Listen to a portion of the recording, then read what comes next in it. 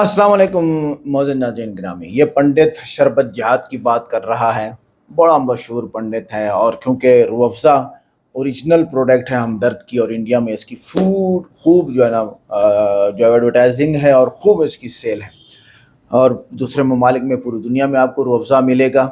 ये बहुत ज़बरदस्त प्रोडक्ट है, यूनिक है। उसके मुकाबले में अब रूह अफ़ज़ा को कहा जा रहा है कि ये शरबत जिहाद है और उन्होंने कहा कि हम जो बना रहे हैं ये भी शरबत है और इससे ये होगा, ये देखते हैं। उसके बाद इमरान प्रतापगढ़ी साहब ने जो धुलाई की है ना इस पंडित की और हिंदुओं की कि भाई देखो आप अपने मज़हब तक रहो, क्यों आप हमें टारगेट करते हो। आइए देखते हैं, वीडियो को लाइक करें, चैनल को सब्सक्राइब करें, वीडियो को व्हाट्सएप पे ज़रूर शेयर करें और कमेंट करके बताएं वीडियो कैसी लगी। हाँ, ठंडा मतलब टॉयलेट क्लीनर पीते रहते हैं। एक तरफ टॉयलेट क्लीनर का प्रहार, जहर, दूसरी तरफ शरबत के नाम पर एक कंपनी है जो शरबत तो देती है, लेकिन वो शरबत से जो पैसा मिलता है उससे मदरसे और मस्जिदें बनवाती है। ठीक है, उनका मजहब है, लेकिन आप यदि वो शरबत पिएंगे तो मस्जिद और मदरसे बनेंगे। और पतंजलि का गुलाब का शरबत पीते हैं आप, ये शरबत पिएंगे आप तो गुरुकुल बनेंगे, आचार्य कुलम बनेगा, पतंजलि विश्वविद्यालय, भारतीय शिक्षा बोर्ड आगे बढ़ेगा। इसलिए मैं कहता हूँ ये शरबत जिहाद भी, जैसे लव जिहाद, वोट जिहाद चल रहा है ना, ऐसे शरबत जिहाद भी चल रहा है। तो लो, आपको इस शरबत जिहाद से बचाना है तो सब तक ये शरबत में माने इससे टेस्टी फ्रेशनेस, ऐसे एक घूंट पीते ऐसे लगता है ताजगी, मानो सारे ब्रह्मांड की ऊर्जा। तेरे बिन मैं अधूरा रहूंगा सदा, इस तरह से तेरा और मेरा संग है। फिर बताओ भला किस लिए जंग है, फिर बताओ भला किस लिए जंग है। ये दुरंगी सियासत नहीं चाहती, हम में तुम में मोहब्बत नहीं चाहती। ये दुरंगी सियासत नहीं चाहती, हम में तुम में मोहब्बत नहीं चाहती। आप हम दोनों मिलकर रहे प्यार से, बस यही तो हुकूमत नहीं चाहती। हिंदू मुस्लिम लड़े और लड़ते रहे, हिंदू मुस्लिम लड़े और लड़ते रहे। इस सियासत का अपना यही ढंग है, जब तेरा और मेरा एक ही रंग है। फिर बताओ भला किस लिए जंग है। लेकिन पहले चार मिसरे सुने। हमारे देश में एक बाबा हैं, दुनिया के बीमारी के इलाज का दावा करते हैं, लेकिन आज तक अपनी फड़कती हुई आंख नहीं सही कर पाए। मैं नाम नहीं लूंगा, नहीं आप जान जाएंगे कि मैं बाबा रामदेव जी की बात कर रहा हूं। अच्छा, बाबा जी जो कह देते हैं दुनिया उसे मान लेती है। पिछले दिनों उन्होंने कहा नाखून रगड़ो, नाखून रगड़ने से बाल बढ़ते हैं। मैंने देखा पूरा देश नाखून रगड़ने लगा दिनेश भाई, जिधर देखिए उधर नाखून रगड़ रहे हैं लोग। मैं एक दिन बस में चढ़ा तो मैंने देखा कि जितने लोग, जितनी सवारियां बैठी हैं, सब नाखून रगड़ रहे हैं। मैंने पूछा क्या हुआ भैया? बोले बाबा जी ने कहा है नाखून रगड़ने से बाल बढ़ते हैं। मैं पीछे गया तो मैंने देखा एक बुजुर्ग औरत जो है अपना चेहरा छुपाए आंचल से बैठी हुई थी। मैंने कहा चाची क्या हुआ, आप नाखून नहीं रगड़ रही हैं? उन्होंने कहा बेटा मैंने ज्यादा रगड़ लिया था, मेरी मूछें निकल आई हैं, उसी को छुपाए हुई बैठी हूँ। बड़ी दुश्वारियां हो जाती हैं कभी साहब। आजकल तो हालत ये हुई कि स्वदेशी स्वदेशी का राग अलापने वाले लाल चंदन चीन भेज रहे हैं। कितना बदलाव आया है। पिछले दिनों उन्होंने बयान दिया कि कानून ने हाथ बांध रखे हैं वरना जय ना बोलने वालों की गर्दनें कटवा देता। हरियाणा के पीस एम्बेसडर हैं वो, याद रखा जाए इस बात को। कि पीस एम्बेसडर ऑन रिकॉर्ड ये कहता है कि कानून ने हाथ बांध रखे हैं वरना जय न बोलने वालों की गर्दनें कटवा देता। उन्होंने ये बात कही, बाबा है उनका अपना काम है, मैं शायर हूं मेरा अपना काम है। मैंने 4 मिसरे कहे, वो बड़े वाले बाबा हैं, मैं भी थोड़ा मोड़ा बाबा ही हूं, तो मैंने भी अपने सलीके से बात करने की कोशिश की। बस थोड़ा सा आपकी शिरकत हो, उसी तरह शिरकत हो जैसे बाबा राम रहीम में हनीप्रीत की शिरकत हुई थी, तो थोड़ा सा अच्छा रहेगा। मैं मिसरे पढ़ता हूं साहब कि जो नफरत के सबब उठी थी वो ललकार किसकी थी। इस बार कमजोर तालियों से सुनेंगे तो फिर मेरी शिकायत रहेगी आपसे। जो नफरत के सबब उठी थी वो ललकार किसकी थी। हमारे खून को प्यासी थी वो तलवार किसकी थी। हमारे खून को प्यासी थी वो तलवार किसकी थी। हमारी गर्दने मत काटिए बस ये बता दीजिए जिसे तुम पहन कर भागे थे वो सलवार किसकी थी। जिसे तुम पहन कर भागे थे वो।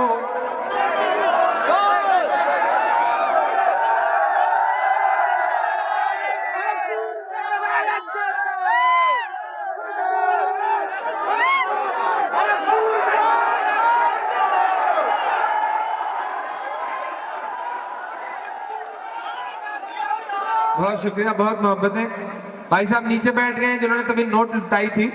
मैं पीछे से बार बार सोचता रहता हूँ कि हो सकता है वो नोटों को गूंथ करके कोई माला बना रहे हो और थोड़ी देर बाद लुटाने के बजाय वो माला पहनाने आए, लेकिन वो बिल्कुल चुपचाप ऐसे ही बैठ गए जैसे आजकल अजवानी जी चुपचाप बैठे रहते हैं, तो इसी तरह चुपचाप बैठे रहे। उनकी मोहब्बतों का सलाम मैं फिर से पढ़ देता हूँ साहब कि जो नफरत के सबब उठी थी वो ललकार किसकी थी। फिरोज ठाकरे साहब कहाँ गए? मजा आ रहा है कि नहीं? ठाकरे नाम का आदमी बड़ी खामोशी से कुछ करता वरता नहीं है, वो हमेशा अपने दूसरे ही रंग में रहते हैं। अस्सू भाई और इनकी पूरी टीम को एक बार फिर से बहुत मुबारकबाद देते हुए मिसरे पढ़ता हूँ कि जो नफरत के सबब उठी थी वो ललकार किसकी थी। हमारे खून को प्यासी थी वो तलवार किसकी थी।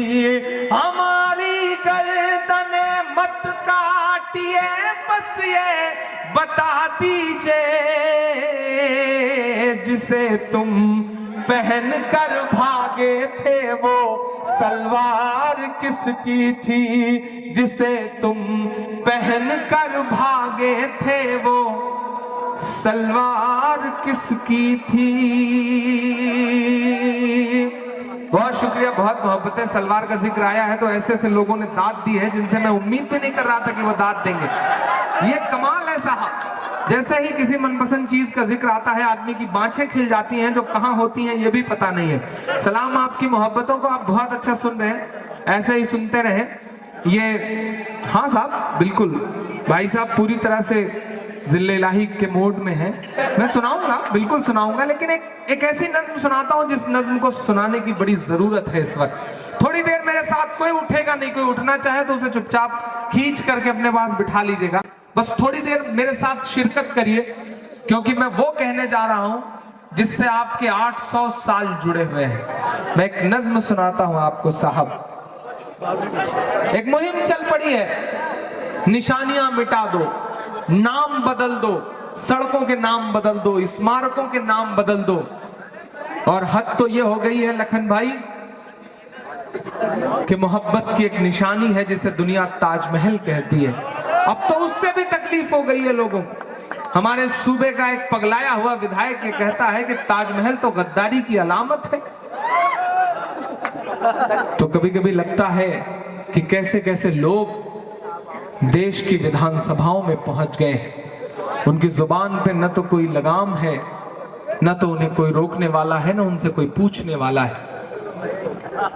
अच्छा, जिस तरह रावण के बहुत सारे सर होते थे, उसी तरह इस दौर में ये जो हुकूमतें हैं ना, इनके पास कई सारे सर हैं। एक चेहरा है जो भड़काऊ बातें करके हट जाता है, एक चेहरा नापने की कोशिश करता है कि इसका असर कितना हुआ, तीसरा है जो चैनलों पे उसे डिफेंड करता है, चौथा है जब उसे लगता है कि बात नहीं बन रही है तो प्यार से माफी मांग लेता है, पांचवा है जो फिर और बात बिगड़ती देखता है तो जा करके सफाई कराता है। कमाल है साहब। कभी कभी लगता है कि इतना रंग बदलना सियासत में कभी सियासत ने सोचा भी नहीं रहा होगा। उन्होंने नज्म कही, उन्होंने अपनी बात कही, आपके शायर को बोलना पड़ा। मुश्किल दौर है, दुश्वारियां हैं, लेकिन अगर आपका शायर चुप हो जाए तो फिर इमरान ही कहेगा वो। मैंने नज्म कही, सुनिएगा, एक एक मिसरे में आपके 800 साल बोलेंगे, वादा करता हूं। यहां तमाम बड़े बुजुर्ग बैठे हैं, मैं जिनकी पेशानी की झुर्रियों में पिछले आजादी के बाद का एक बहुत बड़ा दर्द महसूस करता हूं। आप ये देखें कि आपकी नई नस्ल किस लहजे में बात कर रही है। मेरे तमाम वो हम उम्र दोस्त जिनके लिए मैं भाई हूं, जिनके लिए छोटा भाई हूं, बड़ा भाई हूं, बिल्कुल उनके जैसा दिखता हूं, उनके जैसा आम सा इंसान हूं, मैं उनकी धड़कनों को जुबान देने की कोशिश करता हूं। पढ़ता हूं, साहब सुनिएगा। कि बीते हुए कल से नफरत है, आते हुए पल से नफरत है, उनको कबीर के दोहों से, गालिब की गजल से नफरत है।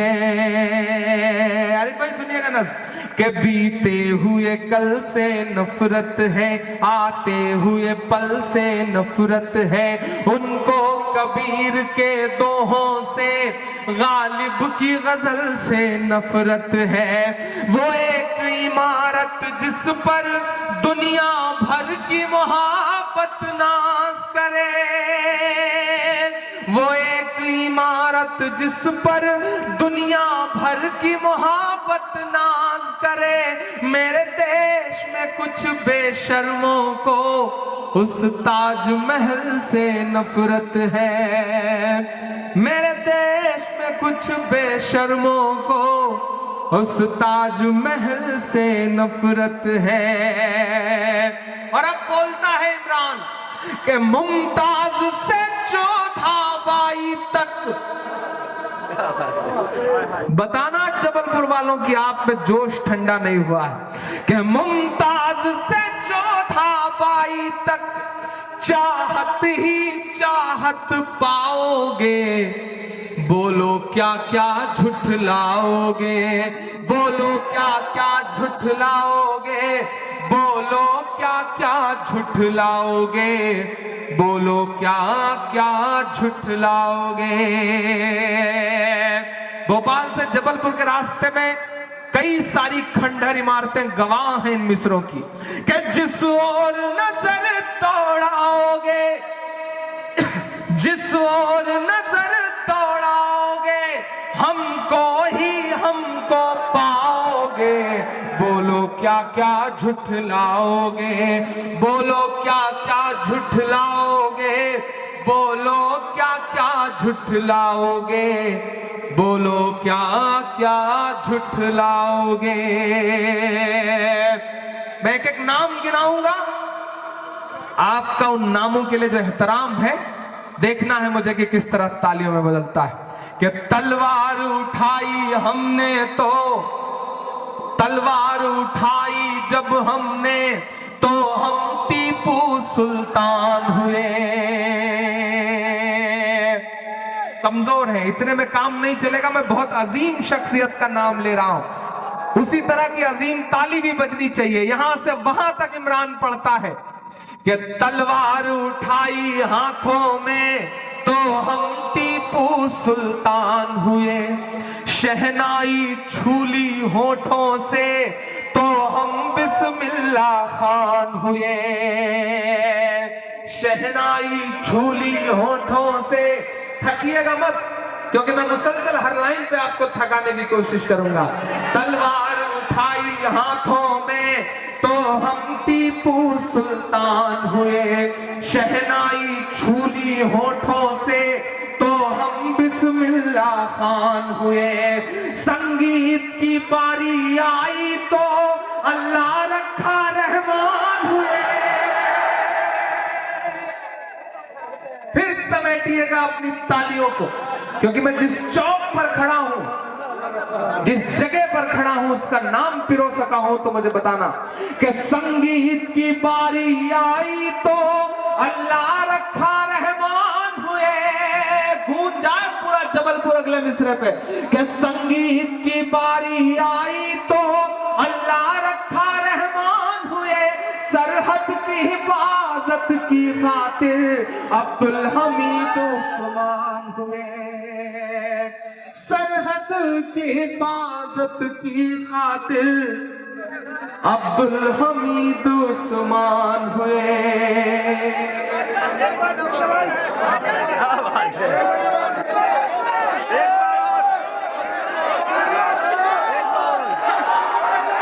कि तलवार उठाई हाथों में तो हम टीपू सुल्तान हुए। उधर शायद आवाज नहीं जा रही, यही बात है।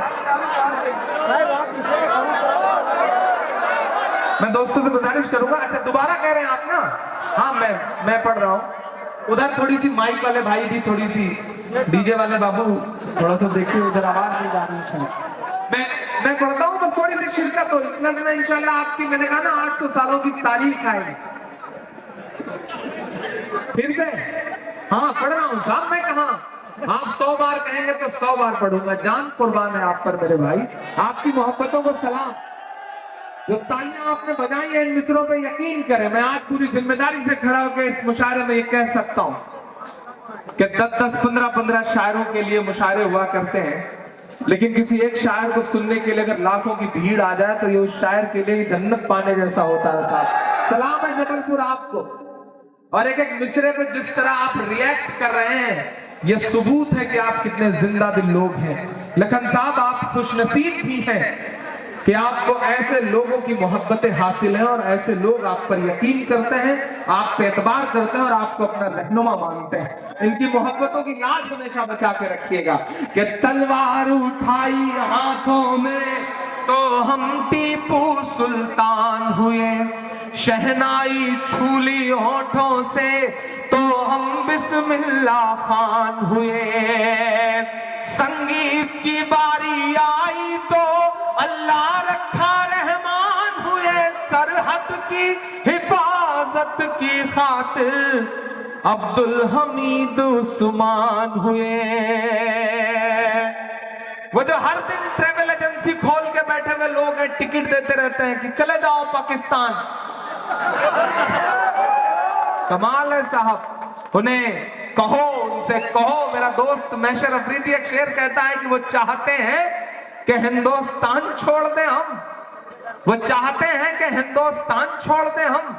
बताओ भूत के डर से मकान छोड़ दें हम? बताओ भूत के डर से मकान छोड़ दें हम? उनसे कहो कि जिनको जाना था चले गए। 1947 के बंटवारे में सरहद के उस पार से जब सदाएं दी जा रही थी कि मुसलमानों चले आओ तुम्हारा मुल्क ये है, तो सलाम आपको, सलाम हिंदुस्तान के अपने पुरखों को जिन्होंने जामा मस्जिद के मिंबर पर खड़े होकर के सदा दे रहे मौलाना आजाद की उस बात पे ईमान रखा कि मुसलमानों कहां जा रहे हो, तुम्हारा मुल्क हिंदुस्तान है, इसमें तुम्हारे पुरखों की कब्रें हैं। आप सबूत दें, उन्हें बताया जाए कि नहीं बाबू, आप बाई डिफॉल्ट हिंदुस्तानी हैं, बाई चॉइस हिंदुस्तानी, हमने चुना है हिंदुस्तान को, हमने चुना है हिंदुस्तान को। और जब हमने इस खूबसूरत से मुल्क को अपने लिए चुना है तो हम इसके लिए कुर्बानियां भी देंगे, जान भी देंगे, इस पर अपना खून पसीना निछावर करेंगे, क्योंकि हमें इसकी मिट्टी से प्यार है, इसके तिरंगे से प्यार है, इस मुल्क से प्यार है। कि जिनको जाना था चले गए, अब हमको भेज न पाओगे, बोलो क्या क्या झुठलाओगे, बोलो क्या क्या झुठलाओगे, बोलो क्या क्या झुठलाओगे। बोलो क्या क्या झुठलाओगे। जब जहांगीर हम हुए हैं तो इंसाफ सिखाया है हमने। सुनना जबलपुर वालों, जब जहांगीर हम हुए हैं तो इंसाफ सिखाया है हमने। दुश्मन को अकबर बनकर दुश्मन को करना माफ सिखाया है हमने। आपको ईद नापसंद होगी साहब, मुझे बहुत पसंद है, क्योंकि वो मुझे 30 रोजे रखने के बाद मिलती है। मुझे ईद बहुत पसंद है, लेकिन लखन भाई लाखों की भीड़ में खड़ा होकर ये बात तस्लीम करते हुए कहता हूं कि मुझे ईद बहुत पसंद है, लेकिन मुझे रक्षाबंधन भी बहुत पसंद है। क्योंकि उस दिन मेरी बहन मुझसे फोन करके कहती है कि भाई अभी आपने मुझे तोहफा नहीं दिया, तो न जाने क्यों उस त्योहार से एक बड़ा अजीब सा अपनापन महसूस होता है। लेकिन नफरतों की बातें करने वाले भूल जाते हैं कि रक्षाबंधन का त्योहार आया कहां से, उसकी शुरुआत कहां से होती है।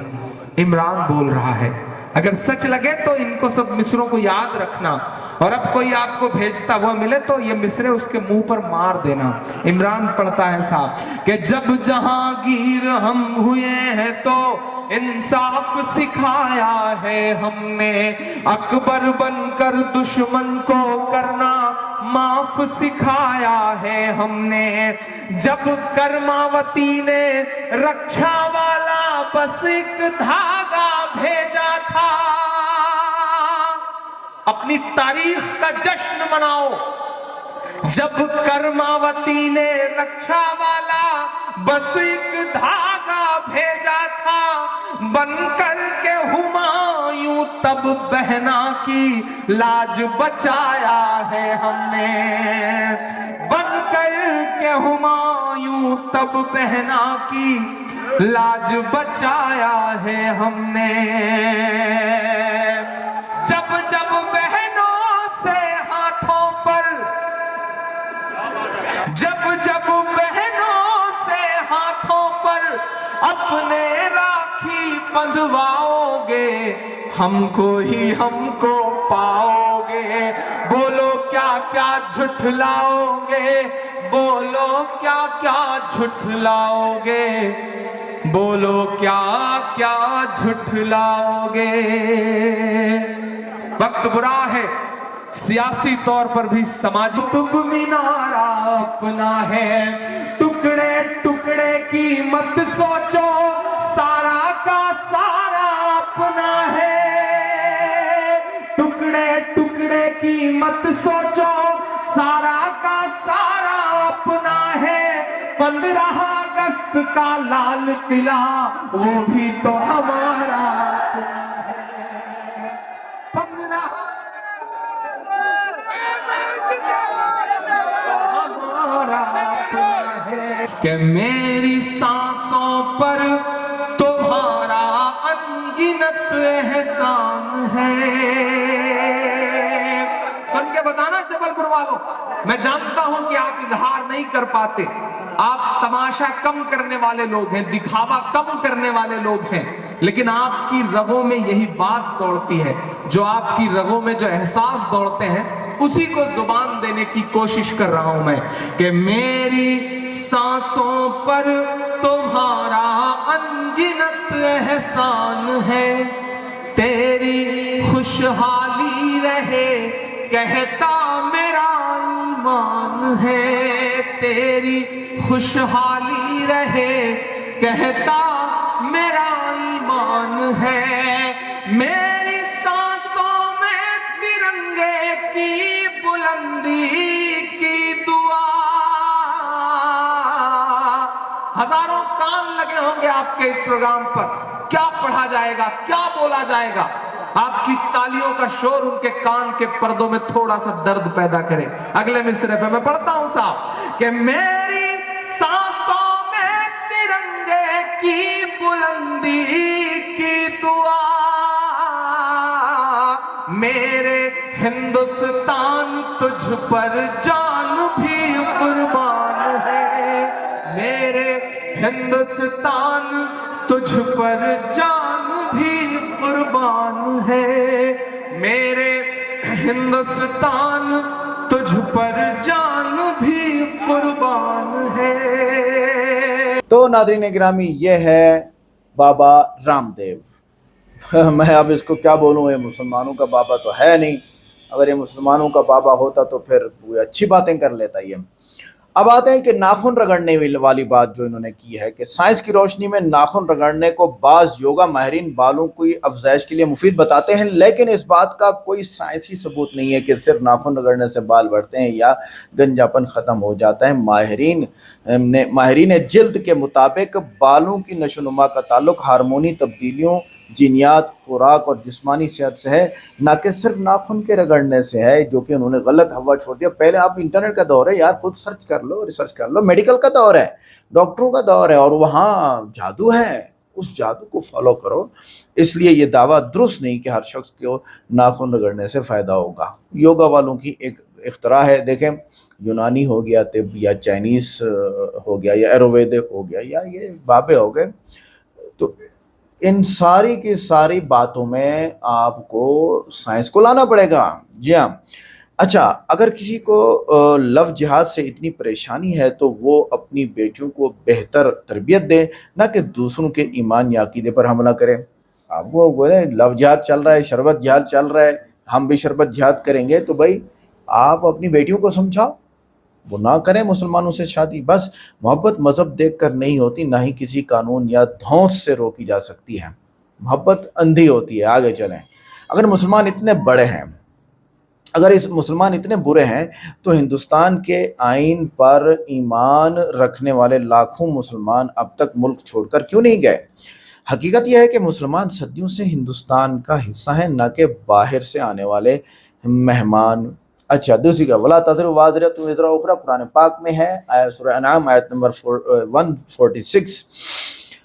तर्जुमा, कोई जान किसी और का बोझ नहीं उठाएगी। यानी अगर किसी फर्द ने जुर्म किया है तो उसकी सज़ा पूरी कौम को देना इंसाफ नहीं है। लिहाजा अगर आप एक आदमी से परेशान हैं तो बाकी सारे मुसलमानों को क्यों आप परेशान करते हैं? उस एक आदमी को कंडेम करें। रसूलुल्लाह सल्लल्लाहु अलैहि वसल्लम इस्लामी दलील ने फ़तह मक्का के दौरान इन तमाम लोगों को माफ़ फरमा दिया जिन्होंने आपको निकाला, कत्ल की कोशिश की और दुश्मनी की। क्या ये तालीम है कि किसी के अकीदे की बुनियाद पर गर्दनें काट दी जाएं? आप बताइए। हमारा अकीदा ये है कि अल्लाह एक है और आपका अकीदा ये नहीं है तो बाकी सारे खुदा हैं, तो आप अपने मज़हब पे चलो। लकुम दीनुकुम वलिय दीन, हमारा मज़हब हमारे लिए, तुम्हारा तुम्हारे लिए। क्यों हमें अपने मज़हब की बुनियाद पर हमारी गर्दनें काटोगे मुसलमानों की? अगर हिंदुस्तान एक जमहूरी और सेकुलर मुल्क है तो इसमें हर मज़हब के मानने वाले को बराबर के हुकूक हासिल हैं, याद रखिएगा। ऐसे नफरत अंगेज़ बयानात दहशत गर्दी की जहनीत को ज़ाहिर करते हैं, न कि देशभक्ति को। अच्छा, आगे प्रोडक्शन या प्रोडक्ट को निशाना बनाना। बाबा रामदेव ने मुसलमानों की एक प्रोडक्ट है हमदर्द। मेरे ख्याल से शायद दुनिया में ये एक ही प्रोडक्ट है जो इंडिया के अंदर चल रही है मुसलमानों की। तो इसके ऊपर क्या है, शरबत गुलाब लाया गया है। तो क्या हिंदू पानी अलग पिएंगे, चीनी अलग खाएंगे, टॉयलेट अलग बनवाएंगे? तो फिर सिर्फ शरबत को ही मज़हब की जंग क्यों बनाया जा रहा है? तिजारत को मज़हब से जोड़ना अक्ल की तौहीन है। अक्ल की आप पागल हैं मतलब। जी आगे, रूह अफ़ज़ा एक सेहत बख्श 50 साल पुराना ब्रांड है। महज मज़हब के नाम पर निकाला हुआ शरबत गुलाब ना मयार में बराबर है न फ़ायदे में। बाइकाट से प्रोडक्ट्स नहीं चलते, एतमाद से चलते हैं। प्रोडक्ट एतमाद से, आप उसमें क्वालिटी लाओ। आपकी बोतल का डिज़ाइन अजीब है। आगे चलें। आगे मतलब पिछले साल भारत में कई जगहों पर मुसलमानों की दुकानों को बाइकाट किया गया, लेकिन लोग फिर इन्हीं दुकानों पर गए क्योंकि मयार, खिदमत और अखलाक सिर्फ मुसलमानों के पास है। नफरत का बाजार ज़्यादा दिन नहीं चलता होता, जैसे कि कुंभ मेले में। अगर मुसलमानों के 20% प्रोडक्ट से तुम्हें ख़तरा है तो फिर तुम्हारी अक्सरियत किस काम की? यानी तुम कंपटीशन से डरने वाले ताजिर हो, मुहिब्बे वतन नहीं हो। फिर मुहिब्बे वतन क्या करते हैं? आओ भाई प्रोडक्टिविटी बढ़ाओ, चाइना को सारा रूह अफ़ज़ा पिलाते हैं, बात ही ख़त्म। क्वालिटी है ना उसमें। अगर तुम वाकई भारत माता की वफादार हो तो तुम्हें हर उस चीज़ की कदर करनी चाहिए जो भारत में बनी है। चाहे बनाने वाला मुसलमान हो या हिंदू, वरना तुम खुद भारत के दुश्मन हो, माता के नहीं, याद रखिएगा। तो आपके अंदर खुद बहुत सारी चीज़ें हैं जो आप गलत कर रहे हैं, हम रिक्वेस्ट कर रहे हैं भाई उनको ठीक करो। और आज की वीडियो बहुत ज़बरदस्त थी, प्रतापगढ़ी साहब ने कुछ नहीं छोड़ा, सारी बातों को बयान किया। आइए देखते हैं, वीडियो को लाइक करें, चैनल को सब्सक्राइब करें, वीडियो को व्हाट्सएप पे जरूर शेयर करें, कमेंट करके बताएं वीडियो कैसी लगी। मिलते हैं नेक्स्ट वीडियो में। अस्सलाम वालेकुम।